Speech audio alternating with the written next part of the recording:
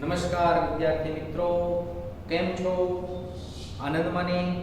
તો આજે આપણે જે નીટની શુભ શરૂઆત કરીએ.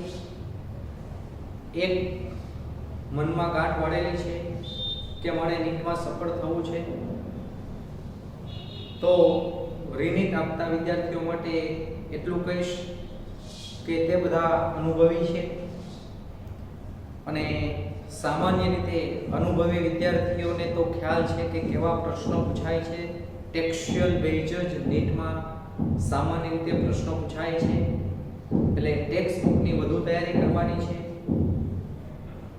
બારના એમસીક્યુની પણ થોડી તૈયારી કરવાની છે.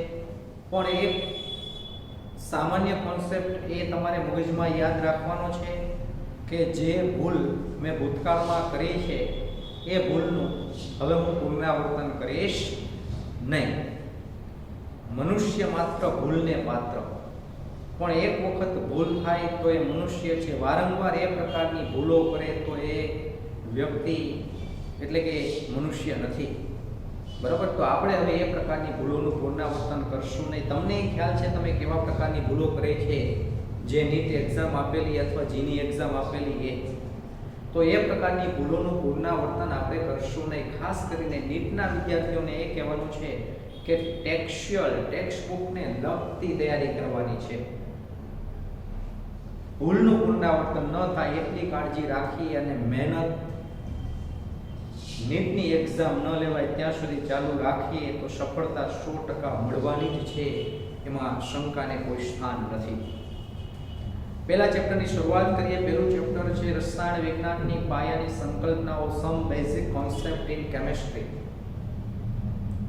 તો મનમાં પ્રશ્ન થાય રસાયણ વિજ્ઞાન એટલે શું? તો સિમ્પલ રસાયણ વિજ્ઞાનની વ્યાખ્યા કેવી હોય? તો રસાયણ વિજ્ઞાનની વ્યાખ્યામાં કહી શકાય પદાર્થનું સહઘટન, બંધારણ અને ગુણધર્મો સાથે સંકળાયેલા વિજ્ઞાનને. પદાર્થનું સહઘટન, બંધારણ અને ગુણધર્મો સાથે સંકળાયેલા વિજ્ઞાનને રસાયણ વિજ્ઞાન કહે છે. પહેલા ચેપ્ટરથી શરૂઆત કરીએ. પહેલું ચેપ્ટર છે રસાયણ વિજ્ઞાનની પાયાની સંકલ્પનાઓ.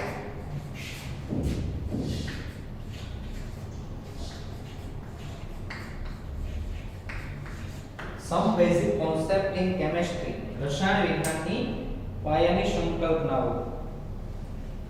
તો રસાયણ વિજ્ઞાનની વ્યાખ્યા પદાર્થનું સહઘટન, સંરચના અને ગુણધર્મો સાથે સંકળાયેલા વિજ્ઞાનને પદાર્થનું સહઘટન, સંરચના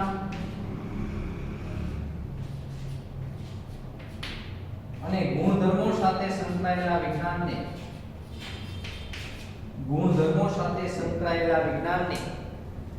રસાયણ વિજ્ઞાન કહે છે. રસાયણ વિજ્ઞાનની વ્યાખ્યા યાદ રાખવાની જરૂર નથી, એવું કંઈ પૂછાય નહીં. પદાર્થના સહઘટન સાથે, સંરચના સાથે અને ગુણધર્મો સાથે સંકળાયેલું વિજ્ઞાન છે.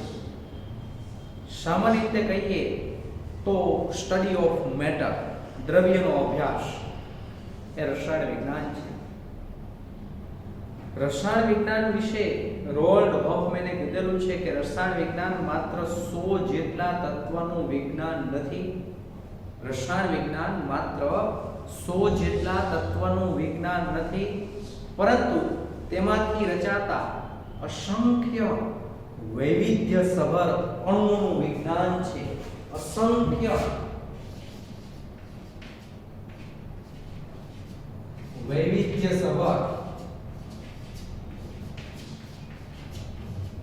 અણુઓનું વિજ્ઞાન છે. રસાયણ વિજ્ઞાન માત્ર 100 જેટલા તત્વોનું વિજ્ઞાન નથી.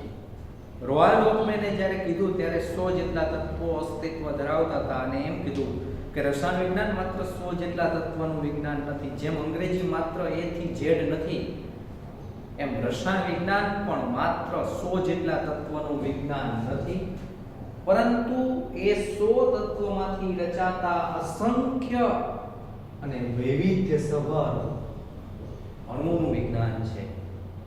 અસંખ્ય અને વૈવિધ્યસભર અણુઓનું વિજ્ઞાન છે. રસાયણ વિજ્ઞાનની વાત કરતા હોય તો 6 શાખા છે જેનો તમને ખ્યાલ છે, જાજી એ દિશામાં આપણે ખોટી ચર્ચા નહીં કરીએ. કાર્બનિક રસાયણ વિજ્ઞાન, ઓર્ગેનિક કેમિસ્ટ્રી, અકાર્બનિક રસાયણ વિજ્ઞાન, ઇનઓર્ગેનિક કેમિસ્ટ્રી, ભૌતિક રસાયણ વિજ્ઞાન, ફિઝિકલ કેમિસ્ટ્રી, જીવ રસાયણ વિજ્ઞાન, બાયોકેમિસ્ટ્રી, ઔદ્યોગિક રસાયણ વિજ્ઞાન, ઇન્ડસ્ટ્રીયલ કેમિસ્ટ્રી, વૈશ્લેષિક રસાયણ વિજ્ઞાન, એનાલિટિકલ કેમિસ્ટ્રી. રસાયણ વિજ્ઞાન છે એની 6 શાખાઓ પડે છે: કાર્બનિક, અકાર્બનિક, ભૌતિક, જીવ, ઔદ્યોગિક અને વૈશ્લેષિક. કાર્બનિક, અકાર્બનિક, ભૌતિક, જીવ, ઔદ્યોગિક અને વૈશ્લેષિક. રસાયણ વિજ્ઞાન છે જીવનના દરેક ક્ષેત્ર સાથે 24 કલાક સંકળાયેલું છે. સિમ્પલ ચર્ચા કરીએ કાર્યની તો સવારે ઉઠો અને હાથમાં ટૂથપેસ્ટ અને ટૂથબ્રશ લ્યો છો ડ્યુ ટુ કેમિસ્ટ્રી. નાવા માટે સાબુ શેમ્પૂનો ઉપયોગ કરો છો, સરસ મજાના કપડાં પહેરો છો ડ્યુ ટુ કેમિસ્ટ્રી. જુદા જુદા પ્રકારના નાસ્તાનો ઉપયોગ કરો છો, સરસ મજાની એમાંથી એસન્સ સુગંધ આવતી હોય ડ્યુ ટુ કેમિસ્ટ્રી. રાત્રે સૂઈએ, ઓલ આઉટ ચાલુ કરીએ, એસી ચાલુ કરીએ ડ્યુ ટુ કેમિસ્ટ્રી. એટલે રસાયણ વિજ્ઞાન 24 કલાક આપણી રોજિંદી ઘટનાઓ સાથે સંકળાયેલું છે. પણ સિમ્પલ આપણે ફિલ્ડની વાત કરતા હોય તો રસાયણ વિજ્ઞાન કયા કયા ક્ષેત્ર સાથે સંકળાયેલું છે તો કહી શકાય કે રસાયણ વિજ્ઞાન જુદા જુદા ઘણા ક્ષેત્રો સાથે સંકળાયેલું છે. જેમ કે ઔષધો સાથે સંકળાયેલું છે. હાલમાં કેટલાય રોગો માટેની ઔષધો રસાયણ વિજ્ઞાનની દેન છે. જેમ કે કેન્સર માટે સિસ્પ્લેટિન ટેક્સોલ, કેન્સર માટે સિસ્પ્લેટિન ટેક્સોલ, એઇડ્સ માટે એઝેડટી, એઝિડોથાઇમિન, બરાબર, એઝિડોથાઇમિન, એઝેડટી નું ફૂલ ફોર્મ છે એઝિડોથાઇમિન. કેન્સર માટે સિસ્પ્લેટિન ટેક્સોલ, કેન્સર માટે સિસ્પ્લેટિન ટેક્સોલ, એઇડ્સ માટે એઝેડટી, એઝિડોથાઇમિન. આ ઉપરાંત ઔષધ ઉપરાંત રંગક છે. રંગકમાં ડાયરેક્ટ રંગક, ઇનડાયરેક્ટ રંગક, પ્રત્યક્ષ રંગક, પરોક્ષ રંગક, રેસા સક્રિય રંગકો, પ્રસરતા રંગકો, વાટ રંગકો, આવા કેટલાય રંગકો છે. ઔષધો સાથે સંકળાયેલું છે, રંગકો સાથે સંકળાયેલું છે રસાયણ વિજ્ઞાન. ઔષધો, નેક્સ્ટ ટુ રંગકો. રંગકો એટલે ડાઈઝ, ડાઈઝ સાથે પણ રસાયણ વિજ્ઞાન સંકળાયેલું છે. વર્ણકો, વર્ણકોને આપણે ગુજરાતીમાં જે ઓળખીએ છીએ એને અંગ્રેજીમાં કહેવામાં આવે છે પિગમેન્ટ. પિગમેન્ટ એટલે વર્ણક. સામાન્ય રીતે કુદરતી રીતે પ્રાપ્ત થતા રંગકો જેમ કે ક્લોરોફિલ છે, હિમોગ્લોબિન છે, એ પિગમેન્ટ વર્ણક છે.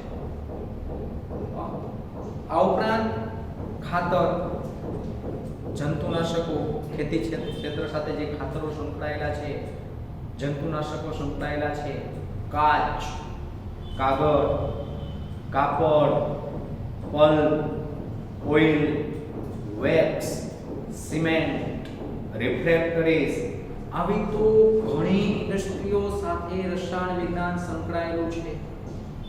તો પહેલા પેજ પર રસાયણ વિજ્ઞાનની પાયાની સંકલ્પના ત્યાં બધી જ સામાન્ય માહિતીઓ આપેલી છે. મગજમાં ખાસ બેસાડવાની જરૂર નથી. મગજમાં ખાસ બેસાડવાની જરૂર નથી. રસાયણ વિજ્ઞાને ઘણા એવા પદાર્થોની પણ શોધ કરેલી છે કે જે પર્યાવરણીય પ્રદૂષણ ફેલાવે છે. ઘણા પદાર્થો છે પણ હાલમાં એ પ્રદૂષણ ઓછું થાય એવા પદાર્થોની પણ સામે શોધ કરેલી છે જેને આપણે ગ્રીન કેમિસ્ટ્રી તરીકે ઓળખીએ છીએ. હરિયાળું રસાયણ.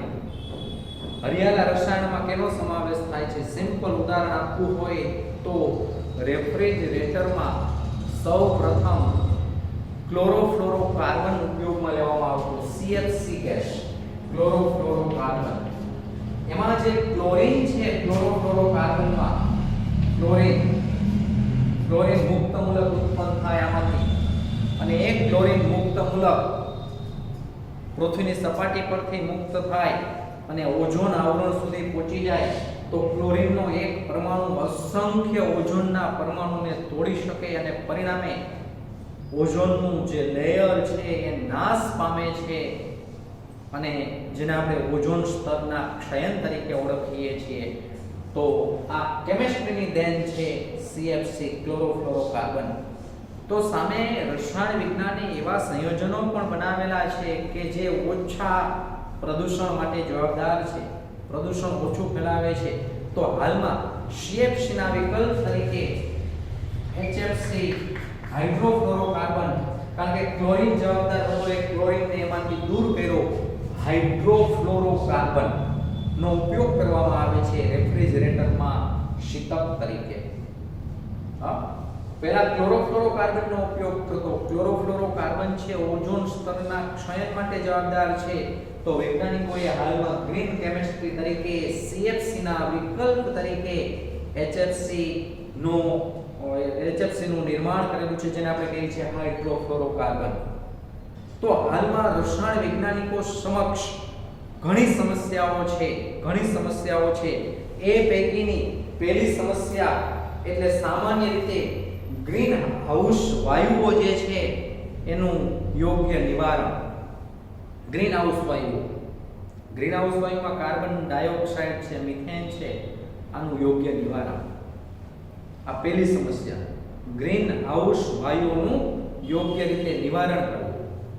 બીજી સમસ્યા છે જૈવ રાસાયણિક પ્રક્રિયાઓને સમજવી. આપણા શરીરમાં અથવા જૈવ રાસાયણિક પ્રક્રિયાઓ ઘણી થતી હોય છે, એને આપણે યોગ્ય રીતે સમજવાની જરૂર છે. ત્રીજી સમસ્યા છે રસાયણના ઉત્પાદન માટે ઉત્સેચકોનો ઉપયોગ કરવો. જો ઉત્સેચકોનો ઉપયોગ કરવામાં આવે તો સામાન્ય રીતે પ્રદૂષણ ઓછું ફેલાય છે. એટલે જૈવ રાસાયણિક પ્રક્રિયાઓને સમજવી, રસાયણના ઉત્પાદન માટે ઉત્સેચકોનો ઉપયોગ કરવો અને નવા એટલે કે વિદેશી પદાર્થોનું ઉત્પાદન. આ મુખ્યત્વે 4 સમસ્યાઓ આપણી પેઢી સમક્ષ છે, ભાવિ રસાયણ વૈજ્ઞાનિકો સમક્ષ પણ છે અને એનું આપણે યોગ્ય નિવારણ લાવવાની જરૂરિયાત છે. ચેપ્ટરની શરૂઆત કરીએ. શરૂઆતમાં બધું બહુ વર્ણનાત્મક આપેલું છે, પણ એની કંઈ જરૂર નથી. વૈજ્ઞાનિકનું નામ યાદ રાખવું હોય તો રાખી શકાય. રોઆલ્ડ હોફમેનના મત અનુસાર રસાયણ વિજ્ઞાન માત્ર 100 જેટલા તત્વોનું વિજ્ઞાન નથી, પરંતુ તેમાંથી રચાતા અસંખ્ય વૈવિધ્યસભર અણુઓનું વિજ્ઞાન છે. રસાયણ વિજ્ઞાનમાં ઘણા ક્ષેત્રો સંકળાયેલા છે, દરેકની ચર્ચા કરવી શક્ય નથી. પણ તમને સામાન્ય રીતે આજુબાજુમાં જે ક્ષેત્રો દેખાય, પછી ઔષધ હોય, રંગક હોય, વર્ણક હોય, કાચ હોય, કાગળ હોય, કાપડ હોય, પલ્પ હોય, પોલિમર હોય, જંતુનાશક હોય, ખાતર હોય, ઓઇલ હોય, વેક્સ હોય, સિમેન્ટ હોય, રિફ્રેક્ટરીઝ હોય કે ધાતુ કર્મવિધિ કોઈ પણ જગ્યાએ થતી હોય, તો આ બધા જ ક્ષેત્ર સાથે રસાયણ વિજ્ઞાન સંકળાયેલું છે. રસાયણ વિજ્ઞાન પ્રદૂષણ માટે જવાબદાર છે, જેમ કે CFC ક્લોરોફ્લોરોકાર્બન રેફ્રિજરેટરમાં શીતક તરીકે વપરાય છે. પણ હાલમાં રસાયણ વૈજ્ઞાનિકોએ CFC ના વિકલ્પ તરીકે HFC હાઇડ્રોફ્લોરોકાર્બનનું નિર્માણ કરેલું છે, જે ગ્રીન કેમિસ્ટ્રીનું ઉદાહરણ કહી શકાય. ભાવિ પેઢી સમક્ષ, વૈજ્ઞાનિકો સમક્ષ મુખ્યત્વે જે 4 સમસ્યાઓ છે. પહેલી સમસ્યા ગ્રીન હાઉસ વાયુઓ, એનું યોગ્ય નિવારણ. બીજું, જૈવ રાસાયણિક પ્રક્રિયાને સમજવી. ત્રીજું, રસાયણના ઉત્પાદન માટે ઉત્સેચકોનો ઉપયોગ કરવો. અને ચોથું, નવા વિદેશી પદાર્થોનું ઉત્પાદન. આ સામાન્ય મુદ્દાઓ તરીકે આપેલું છે. નેક્સ્ટ આપણે જઈએ મૂળ રસ્તા તરફ. એમાં દ્રવ્ય આપેલું છે અને એકદમ સરળ. દ્રવ્ય 3 પ્રકારના હોય.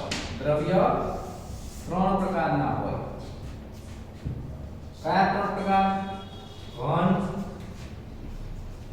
પ્રવાહી અને વાયુ. આ દ્રવ્યના 3 પ્રકાર છે: ઘન, પ્રવાહી અને વાયુ. આપણી આસપાસ જોવા મળતા ઘણા દ્રવ્યો ઘન છે, ઘણા પ્રવાહી છે અને ઘણા વાયુઓ પણ છે. આ ઉપરાંત બીજી 2 અવસ્થાઓ પણ છે, પણ જે આપણે કહીએ છીએ બોઝ-આઇન્સ્ટાઇન કન્ડેન્સેટ અને પ્લાઝ્મા.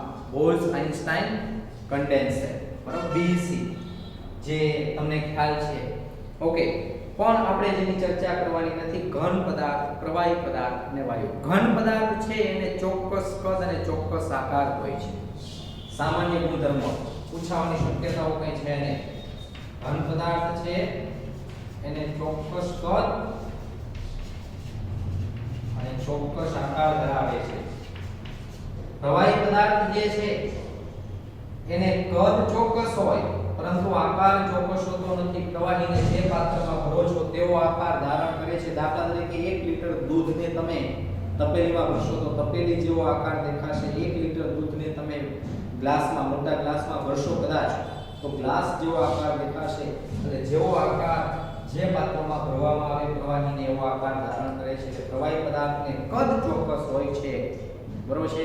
ફિક્સ વોલ્યુમ, બરોબર, ચોક્કસ કદ પણ આકાર ચોક્કસ હોતો નથી. વાયુ પદાર્થને કદ કે આકાર બેમાંથી એક પણ વસ્તુ ચોક્કસ હોતી નથી.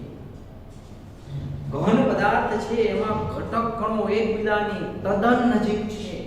પરિણામે ઘન પદાર્થમાં યાદ રાખો ઘટક કણો પોતાના સ્થાન પર વાઇબ્રેટ કરી શકે, આંદોલિત કરી શકે પણ મૂવ ન કરી શકે, મૂવમેન્ટ ન કરી શકે, ચલિત ન થઈ શકે. પરિણામે ઘન પદાર્થ છે એ પ્રવાહિતાનો ગુણધર્મ ધરાવતો નથી. ઘન પદાર્થ પ્રવાહિતાનો ગુણધર્મ ધરાવતો નથી. જ્યારે પ્રવાહી પદાર્થ પ્રવાહિતાનો ગુણધર્મ ધરાવે છે અને વાયુ પદાર્થ સૌથી સરળતાથી પ્રવાહિતાનો ગુણધર્મ ધરાવે છે. પ્રવાહિતા એટલે એક સ્થાનેથી બીજી સ્થાને સહેલાઈથી ખસી શકે એ પ્રવાહિતા. ફરીથી શું કીધું કે ઘન પદાર્થ છે એમાં ઘટક કણો એકબીજાની તદ્દન નજીક ગોઠવાયેલા છે. પરિણામે માત્ર આંદોલિત થઈ શકે, પોતાના સ્થાન પર આંદોલિત થઈ શકે. બરાબર? દાખલા તરીકે આ ઘન પદાર્થ છે એકબીજાની તદ્દન નજીક છે તો માત્ર પોતાના સ્થાન પર આંદોલિત થઈ શકે પણ મૂવમેન્ટ ન થઈ શકે.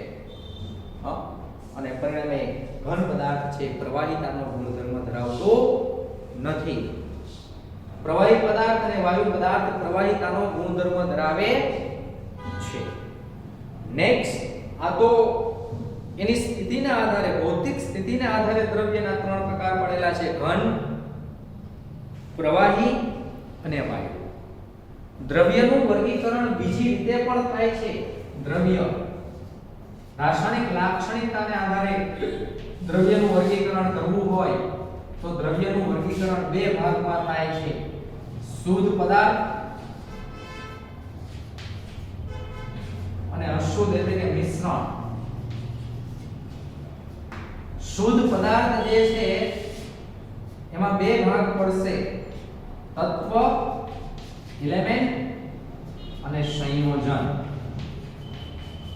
તત્વ અને સંયોજન. મિશ્રણના પણ 2 ભાગ પડે છે. મિશ્રણના પણ 2 ભાગ પડે છે: સમાંગ મિશ્રણ અને વિષમાંગ મિશ્રણ.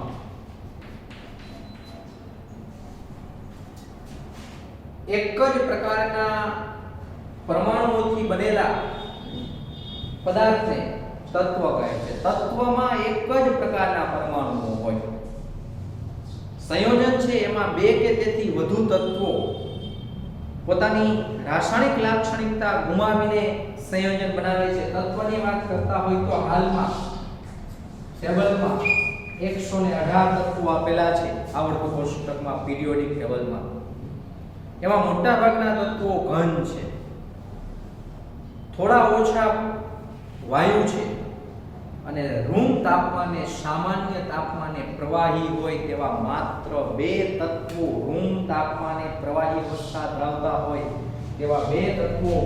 એક અધાતુ તત્વ બ્રોમિન છે, યાદ રાખજો, બ્રોમિન છે, અને બીજું મર્ક્યુરી એટલે કે પારો છે. આ 2 તત્વો એવા છે કે જે પ્રવાહી અવસ્થામાં છે, રૂમ તાપમાને. બાકી ગેલિયમ પણ આવી શકે, સીઝિયમ પણ આવી શકે. સીઝિયમ અને ગેલિયમ આ બંને પણ પ્રવાહી અવસ્થામાં હોય. સીઝિયમનું ગલનબિંદુ 302 કેલ્વિન એટલે કે 29 સેલ્સિયસ છે સીઝિયમનું, અને ગેલિયમનું 303 કેલ્વિન એટલે કે 30 સેલ્સિયસ છે એ નીચા ગલનબિંદુ ધરાવતા તત્વો છે, ધાતુ તત્વો છે. બાકી રૂમ તાપમાને પ્રવાહી અવસ્થા ધરાવતા હોય તેવા માત્ર બે તત્વો છે, બ્રોમિન ધાતુ તત્વ અને મર્ક્યુરી પારો ધાતુ તત્વ. બાકીના બધા જ ધાતુ તત્વો, બધા જ તત્વો કા ઘન અવસ્થામાં છે અથવા વાયુ અવસ્થામાં છે. સંયોજન બે કે તેથી વધુ તત્વો, બે કે તેથી વધુ તત્વો ચોક્કસ પ્રમાણમાં જોડાઈને સંયોજન બનાવે છે. દાખલા તરીકે હાઇડ્રોજન અને ઓક્સિજન 2:1 સંખ્યાથી જોડાય તો આ સંયોજન બને છે. અને સંયોજન બને ત્યારે તેમાં રહેલા તત્વો, બંને તત્વો પોતાના મૂળભૂત ગુણધર્મો ગુમાવે છે. યાદ કરો, પાણીમાં હાઇડ્રોજન કે ઓક્સિજનના ગુણધર્મ ન હોય, કારણ કે પાણી નહીતર ઝડપથી સળગવું જોઈએ, કારણ કે હાઇડ્રોજન દહનશીલ અને ઓક્સિજન દહન પોષક. હાઇડ્રોજન સળગે અને ઓક્સિજન સળગાવવામાં મદદ કરે તેવું તત્વ છે, પણ છતાં પાણી આગ ઓલાવનાર, બુઝાવનાર પદાર્થ તરીકે વર્તે છે. આ ઉપરાંત મીઠું છે કે જેમાં સોડિયમ ક્લોરીનના ગુણધર્મો જોવા મળતા નથી. સંયોજન બને ત્યારે પોતે તેમાં રહેલા તત્વો પોતાના મૂળભૂત ગુણધર્મો ગુમાવી દે છે અને સંયોજનો નવા જ ગુણધર્મો ધારણ કરે છે. ગ્લુકોઝ C6H12O6 આ બધા સંયોજનો છે. મિશ્રણ બે પ્રકારના છે, સમાંગ મિશ્રણ અને વિષમાંગ મિશ્રણ. દાખલા તરીકે સમાંગ મિશ્રણની વાત કરતા હોઈએ તો પાણી અને મીઠું, પાણી અને મીઠું, પાણી અને ખાંડ. આમાં રહેલા ઘટકોને કોઈ ચોક્કસ હદરેખા દ્વારા અલગ પાડી શકાતા નથી. બધા જ એકબીજામાં મિક્સ થાય છે. પાણી મીઠું, પાણી ખાંડ, વિષમાંગ પાણી અને રેતી, પાણી અને રેતી. મિશ્રણના ઘટકોને અલગ કરવા માટે જુદી જુદી ભૌતિક પદ્ધતિ છે, જેમાં વીણવું, દાખલા તરીકે અનાજ અને કાકરા ભેગા થઈ ગયા હોય તો વીણીને અલગ પાડી શકાય છે. વીણવું, ચાળવું, ગાળવું, સ્ફટિકીકરણ, નિસ્યંદન આ બધી જ ભૌતિક પદ્ધતિઓ દ્વારા મિશ્રણના ઘટકોને અલગ પાડી શકાય છે. યાદ રાખો, આમાંથી પૂછી શકાય કયું તત્વ છે, કયું સંયોજન છે અને કયું મિશ્રણ છે. દાખલા તરીકે હવા મિશ્રણ, હવા મિશ્રણ. પછી પિત્તળ, પિત્તળ એટલે કોપર, તાંબુ અને ઝિંક જસત આ બંનેનું મિશ્રણ છે તો પિત્તળ પણ મિશ્રણ છે. જસત તાંબુ છે, જસત તત્વ છે, બરાબર. સંયોજનની વાત કરતા હોઈએ તો પાણી સંયોજન છે. નિસ્યંદિત પાણી પણ એમ પૂછાય, નિસ્યંદિત પાણી શું છે? તો સંયોજન છે, યાદ રાખો. પણ ટેપ વોટર, નળનું પાણી એ મિશ્રણ કહેવાય, કારણ કે એમાં તો કેટલાય ઘટકો H2O ઉપરાંત બીજું કંઈક પણ હોય, કેટલાય સોલ્ટ ક્ષાર ઉમેરેલા હોય. તો આમાં ખાસ કરીને MCQ પૂછી શકાય. ફરીથી મેં શું કીધું, મિશ્રણમાં દાખલા તરીકે પિત્તળ, તો પિત્તળ શું છે? મિશ્રણ છે. કોપર અને ઝિંક માંથી પિત્તળ બને. નેક્સ્ટ 22 કેરેટ સોનું, 22 કેરેટ સોનું અથવા સોનાના આભૂષણો, હવા, હવા, પેટ્રોલ, આ બધા જ મિશ્રણના ઉદાહરણો છે. પિત્તળમાં શું આવેલું હોય? તાંબુ અને જસત, તો એ બંને તત્વો છે. તાંબુ તત્વ છે, જસત તત્વ છે. સોનું એટલે શુદ્ધ સોનું પણ તત્વ છે. તો આ રીતે પૂછી શકાય. કોક, કાર્બન એ પણ તત્વ છે, બરાબર. હીરો તો તત્વ છે. ગ્રેફાઇટ તો એ પણ તત્વ છે. સંયોજનની વાત કરતા હોય તો નિસ્યંદિત પાણી,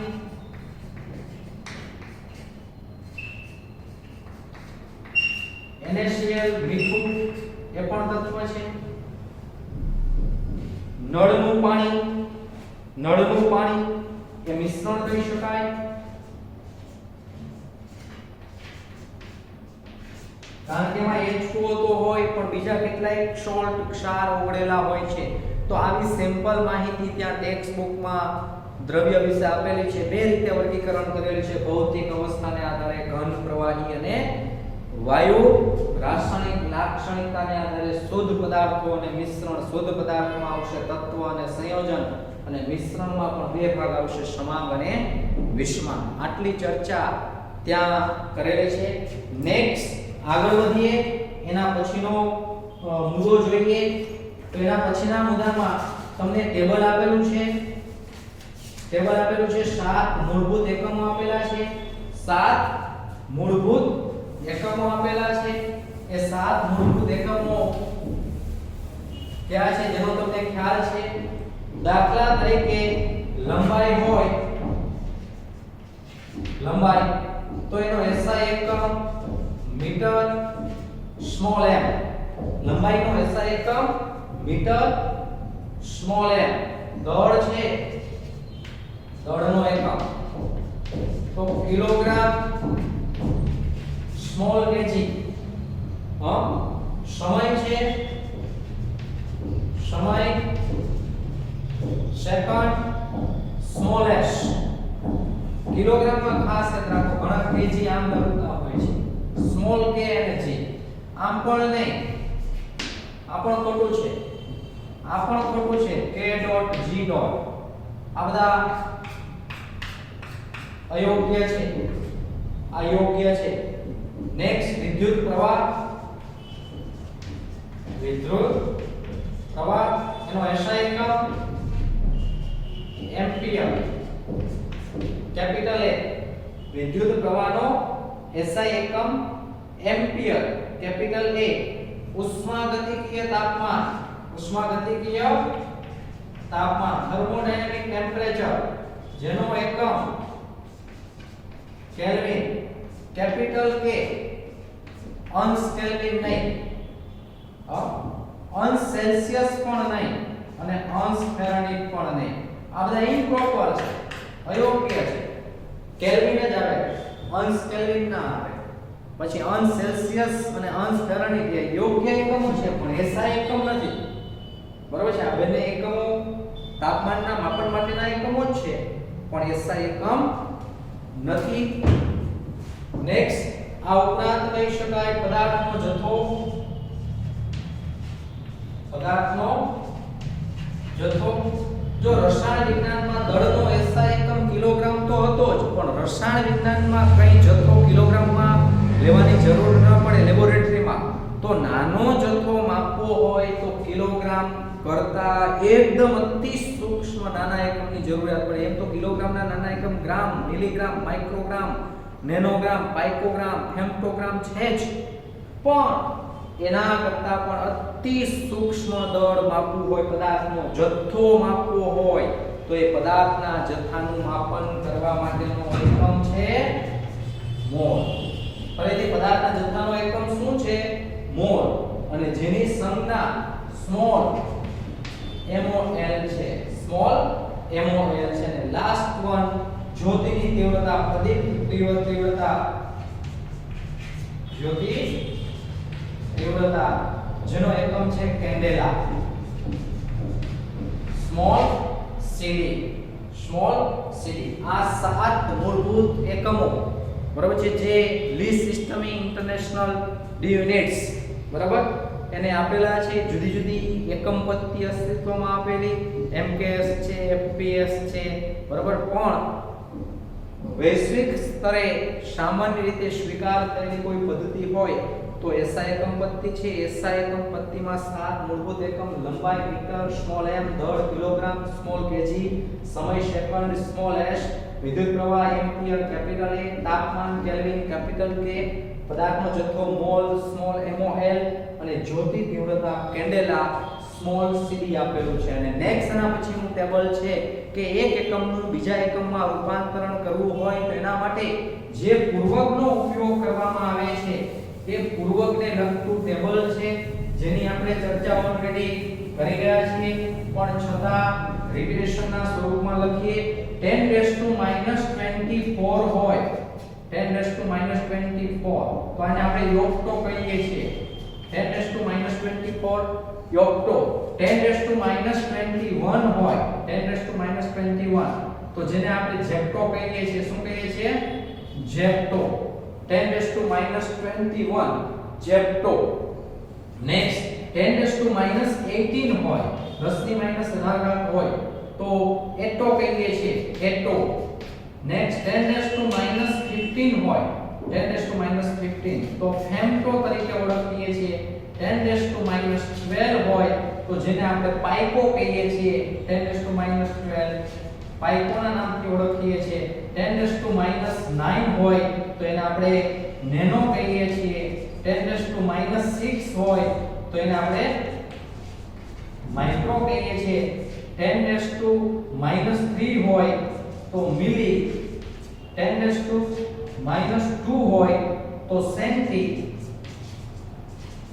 10⁻1 હોય તો ડેસી અને એના કરતા વિરુદ્ધ જો ધન ઘાત આપેલી હોય 10⁻24 10⁻21 10⁻18 10⁻15 10⁻12 10⁻9 10⁻6 10⁻3 10⁻2 અને 10⁻1 આવું આપેલું હોય 10⁻24 હોય તો યોટાના નામથી આપણે ઓળખીએ છીએ નેક્સ્ટ 10⁻21 હોય તો જેટાના નામથી ઓળખીએ છીએ 10⁻18 હોય તો એક્ઝાના નામથી ઓળખીએ છીએ 10⁻15 હોય તો પેટાના નામથી ઓળખીએ છીએ 10⁻12 હોય તો ટેરાના નામથી ઓળખીએ છીએ 10⁻9 હોય તો ગીગાના નામથી ઓળખીએ છીએ બરાબર ગીગાના નામથી ઓળખીએ છીએ 10⁻6 હોય તો મેગા 10⁻3 હોય તો કિલો 10⁻2 હોય તો હેક્ટો અને 10⁻1 હોય તો ડેકા હવે આનો ઉપયોગ ક્યાં થશે એકદમ સહેલું દાખલા ગણવા માટે આપણે એનો ઉપયોગ કરીએ છીએ જેની આપણે ઝડપથી ચર્ચા કરી એમ આપેલું હોય કે 1 ગીગામીટર બરાબર ખાલી જગ્યા ડેકામીટર 1 ગીગામીટર બરાબર ખાલી જગ્યા ડેકામીટર પહેલા તો આમ થશે ગીગા ગીગા ગીગા એટલે કેટલા થશે 10⁻9 આમ થશે 1 * 10⁻9 મીટર ગીગાની જગ્યાએ 10⁻9 મૂકીએ છીએ છેદમાં આ ડેકામીટર ને લઈ આવવાનું આ બાજુ આવશે એટલે છેદમાં આવશે ડેકામીટર ડેકા એટલે કેટલા થશે 10⁻1 મીટર કેન્સલ થશે તો 10⁻8 આવશે 9 માંથી 1 થશે 10⁻8 1 ગીગામીટર = 10⁻8 ડેકામીટર થશે આમ પૂછ્યું હોય 1 મેગામીટર બરાબર ખાલી જગ્યા સેન્ટીમીટર ખાલી જગ્યા સેન્ટીમીટર પહેલા તો 1 મેગા એટલે 10⁻6 બરાબર અને સેન્ટી એટલે તમને ખ્યાલ છે 10⁻2 તો 10⁻2 અંશમાં જશે એટલે 10⁻8 તો આ પ્રકારે દાખલાઓ પૂછી શકાય ત્યારબાદ તમને ખ્યાલ છે ત્યાં આપેલું છે દળ કદ તાપમાન અને ઘનતા આ ચાર ભૌતિક રાશિ આપેલી છે દળ કદ ઘનતા અને તાપમાન દળ કદ ઘનતા અને તાપમાન આ ચાર ભૌતિક રાશિ આપેલી છે જેમાં તમને ખ્યાલ છે દળનો SI એકમ કિલોગ્રામ છે નાના એકમ તરીકે ગ્રામ મિલીગ્રામ માઇક્રોગ્રામ પ્રયોગશાળામાં પદાર્થનું દળ માપવું હોય તો વૈશ્લેષિક વજન કાંટાનો ઉપયોગ થાય છે એનાલિટિકલ બેલેન્સનો ઉપયોગ થાય છે નેક્સ્ટ કદ માપવા માટે બ્યુરેટ પીપેટ કોનિકલ ફ્લાસ્ક વગેરે સાધનો છે નાના એકમ તરીકે લીટરના નાના એકમ તરીકે મિલીલીટર વગેરે એકમો છે બરાબર પણ યાદ રાખો એના માટે એક બેઝિકતા એ પણ યાદ રાખીએ કે 1 લીટર યાદ રાખજો 1 લિટર બરાબર 1 ડેસીમીટર ક્યુબ. લિટરના 1000 ml થાય 1000 ml અને 1000 CC. 1 litre 1 decimetre cube 1 litre 1 decimetre cube 1000 ml ને 1000 સીસી. આ બધા સરખા થાય કદના એકમ છે. 1 લિટર 1 ડેસીમીટર ક્યુબ 1000 ml અને 1000 સીસી. નેક્સ્ટ ઘનતા. ઘનતા બરાબર દળના છેદમાં કદ. ઘનતા બરાબર દળના છેદમાં કદ. ઘનતા બરાબર દળના છેદમાં કદ. ધારો કે કોઈ એક વ્યક્તિ પાસે એક ધાતુનો ટુકડો છે. ધાતુનો ટુકડો છે. ધાતુનો ટુકડો. તેનું દળ 3 ગ્રામ છે અને કદ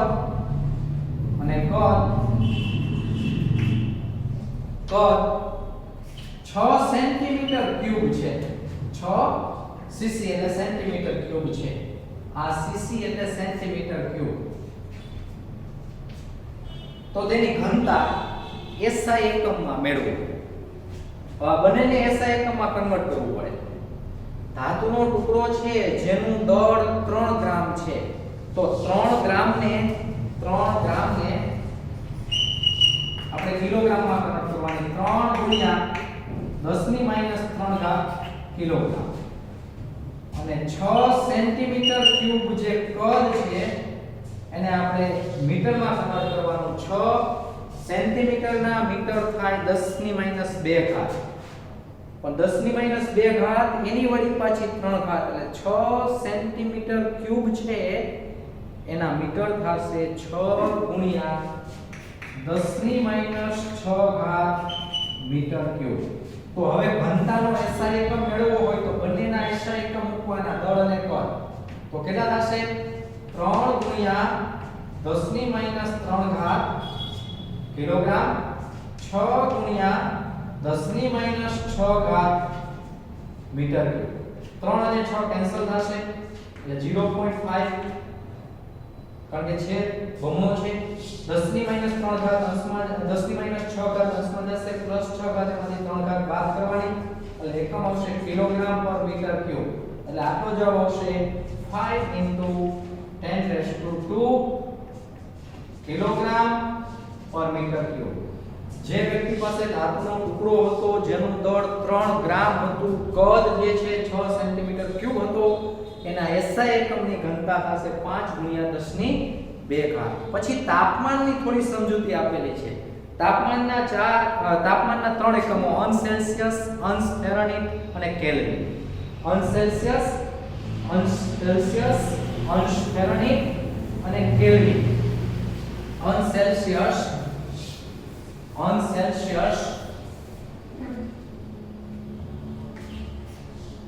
અંશ ફેરનહીટ અને કેલ્વિન. આ ત્રણેય વચ્ચેનો સંબંધ તમને ખ્યાલ છે.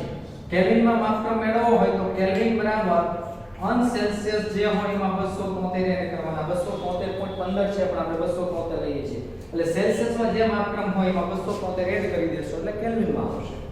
નેક્સ્ટ અંશ ફેરનહીટ મેળવવું હોય તો 9/5 અંશ સેલ્સિયસ પ્લસ 32. સામાન્ય રીતે અંશ ફેરનહીટ અને કેલ્વિન વચ્ચે સીધો માપક્રમ જે છે એ સૂત્ર નથી પણ કન્વર્ટ કરી શકાય. દાખલા તરીકે આપણને કોઈ એમ કહેશે કે કોઈ એક રૂમનું તાપમાન